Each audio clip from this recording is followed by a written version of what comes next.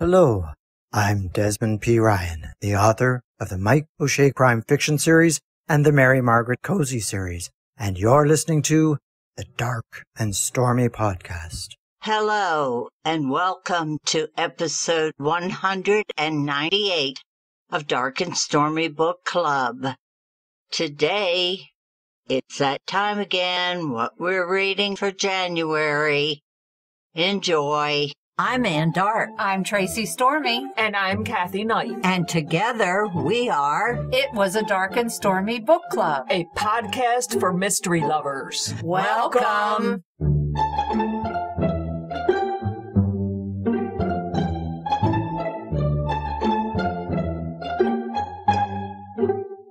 If you enjoy our show, please consider contributing to the Dark and Stormy Patreon. By becoming a patron, you will help us create better and quality content. There are also benefits to becoming a patron, such as exclusive content and Dark and Stormy merchandise. Become a supporter at patreon.com/darkandstormybc. Check our website for the link. We appreciate any and all contributions. Thank you. Hello.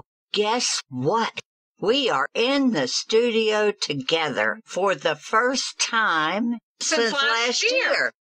And it feels good. It's good to be back. We all had a wonderful Christmas, a wonderful New Year's, and we're healthy, and we hope you are too. And we are ready with some great new books for you to think about reading this year. As an aside, go to our newsletter. If you haven't subscribed, get on the stick. There is a challenge in there for 2022, a reading challenge for our listeners. Just something for you to think about. My first book for January is a good one. It's called For Your Own Good. It's by friend of the show, Samantha Downing. And it came out July 20th of 2021 from Berkley Press. Samantha Downing is back with her latest sneaky thriller set in a prestigious private school, complete with interfering parents, overeager students, and one teacher who just wants to teach them all a lesson. Teddy Crutcher, he has won Teacher of the Year at the prestigious Belmont Academy, home to the best and brightest. He says his wife couldn't be more proud, though nobody has seen her in quite a while. Teddy really can't be bothered with a few mysterious deaths on campus that are looking more and more like murder, or with the student digging a little too deep into Teddy's personal life. His main focus is pushing those kids to their full academic potential. All he wants is for his colleagues and the endlessly meddlesome parents to stay out of his way. If not, well, they'll get what they deserve. It's really too bad that sometimes excellence can come at such a high cost. This book was so much fun. The characters, they're just genius. I loved her last book. That was so, I could not put it down. know. Well, I can remember when I was a child being absolutely shocked to find out that my teacher didn't live at the school, that she actually had a life outside of that building. I thought her whole life was in that building until one day when we met her at a church function, and it was, "You don't live at the school?" I think every child does. I think I even asked my teacher, well, where do you sleep? Yeah. The plot is just so well thought out. This book was just absolutely fun from the beginning to the end. I would read it and just be going, oh, I know what's happening, but I didn't. It is very, very well done. I don't want to give away too much. It's just one. You've got to read this book. It's definitely on my list. After that first book, that one blew me away. Samantha Downing does not disappoint. She is an excellent author. Her other book was called My Lovely Wife. She also wrote a book called He Started It, and both of those are very, very well done. The third time's the charm, as far as I'm concerned. This one was really, really good. Now, can she keep it going for a fourth book? I think she can. Oh, I think she's a natural born storyteller.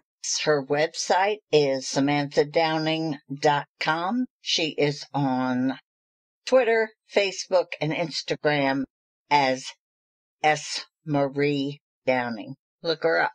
Whenever we do this, what we are reading, it gives me an opportunity to go to my pile and pull out one that I've been meaning to read.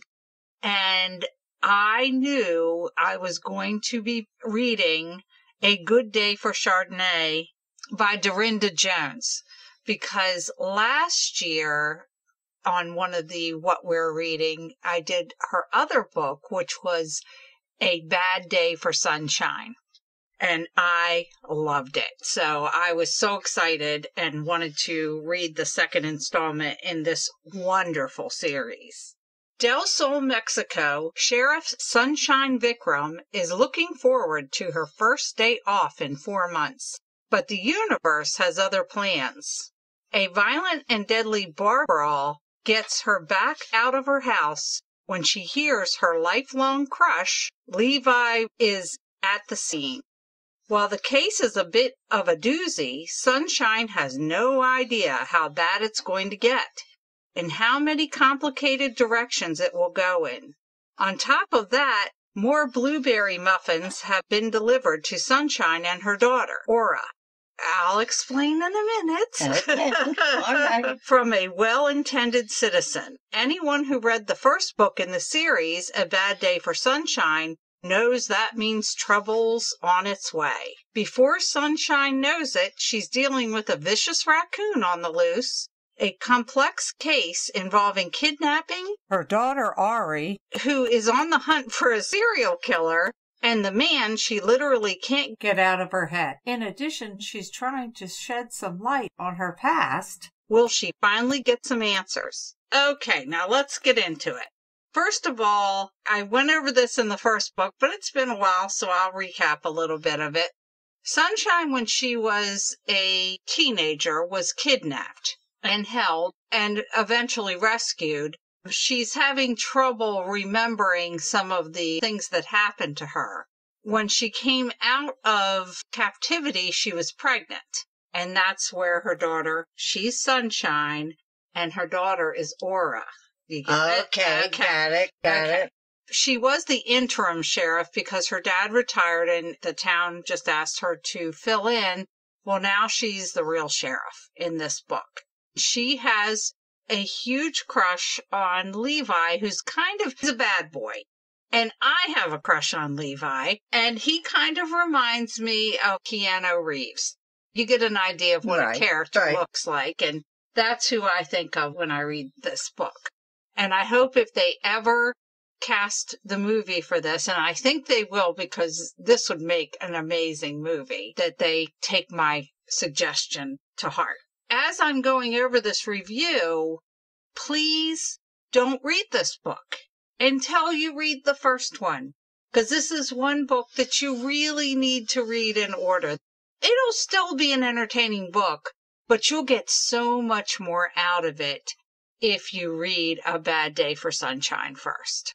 There's so much going on in these books, like the vicious raccoon.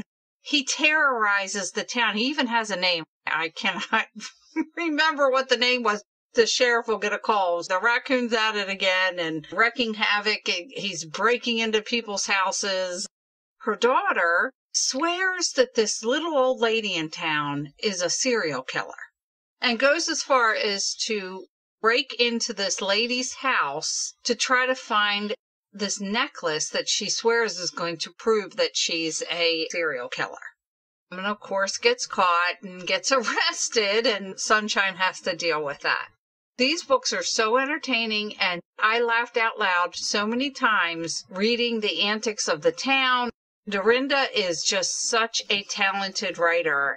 Now, I listened to the audio on this. The same person narrated the first book, and she really gave a whole nother dimension to the story also, is Laurel King. To me, she's the voice of Sunshine. The story is mostly told through Sunshine's point of view. You do get some of her daughter's points of view, but most of it is strictly from Sunshine. Highly recommended. Definitely read them in order. The third book in the series just came out in December, so I'm really excited about that. It is called A Hard Day for a Hangover. Now you've got 3 to check out. That's where I'm going to leave you. If you would like to check out more about Dorinda and her books, her website is dorindajones.com. Sounds good. Now, I never read the first one, so I would have to read the first one too. Yes, to definitely. really understand well, I mean, you this. could read this one, but they're such fun reads. I just love everything about it. Sounds good. The second book I have is called The Night We Burned. Oh. It is by S.F. Kosa, I believe you pronounce it, Kosa. It is by Source Books Landmark, and it came out August 10th of last year. This is a psychological thriller, and it's a good one. It features a decades-long secret, a mysterious cult, and a mysterious fire. The story of a woman looking to outrun the ashes of her past until they come roaring back.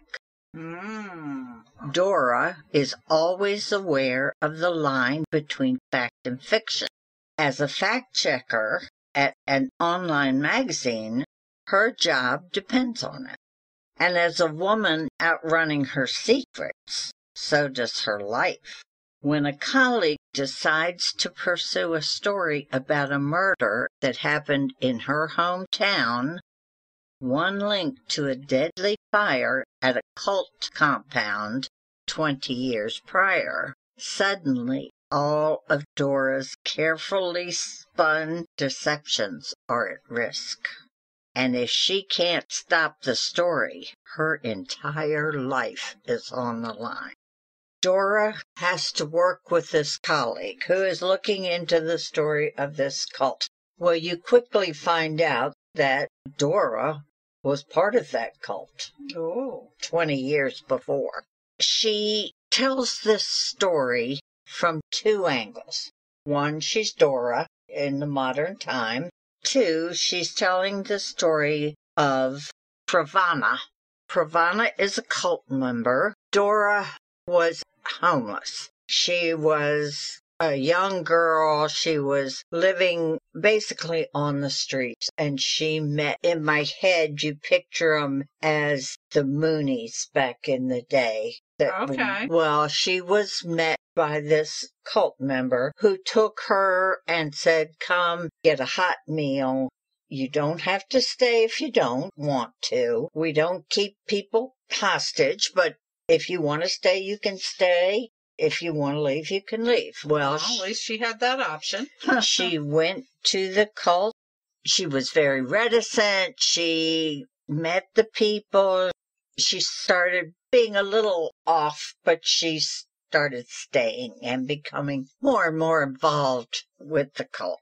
Their whole premise was that they lived off the land. They would go into the stores and they would buy 20 pairs of socks. Then they would give them to the homeless.